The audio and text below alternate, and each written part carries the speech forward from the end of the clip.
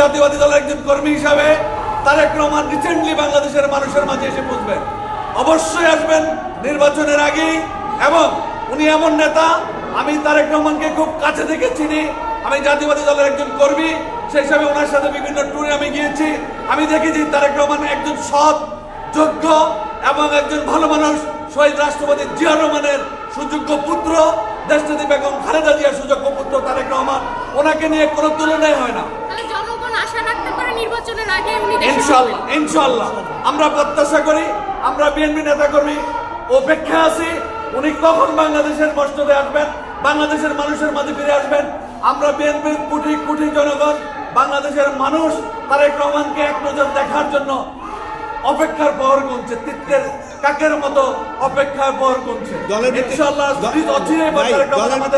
দলের ভিত্তিতে অভিযোগ আছে যে 5 তারিখের পরে নব্য বিএনপির প্রতিরোধের কারণে অরিজিনাল ত্যাগী কর্মী গত 15 বছর যারা আন্দোলন সংগ্রাম জেল জুলুম খাটছে তারা কিন্তু বঞ্চিত হচ্ছে। এবং এটা কি তারেক রহমান আসলে সেই বঞ্চিত নেতাকর্মীদেরকে মূল্যায়ন করার সম্ভাবনা আছে কিনা? গুড কোশ্চেন প্রিয় ভাইয়েরা, একটা সুন্দর কোশ্চেন করছেন।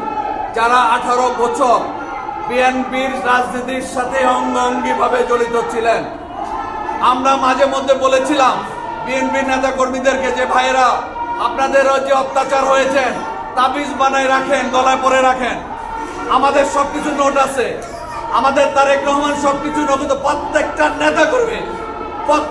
নেতা কর্মীর খোঁজখবর তারেক রহমান রাখে। যারা দলের জন্য ত্যাগ সংগ্রাম দিয়েছেন তারা অবশ্যই মূল্যায়িত হবেন।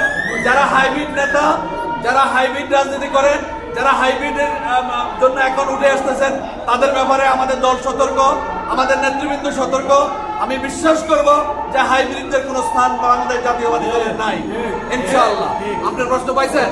আর এনি কোশ্চেন?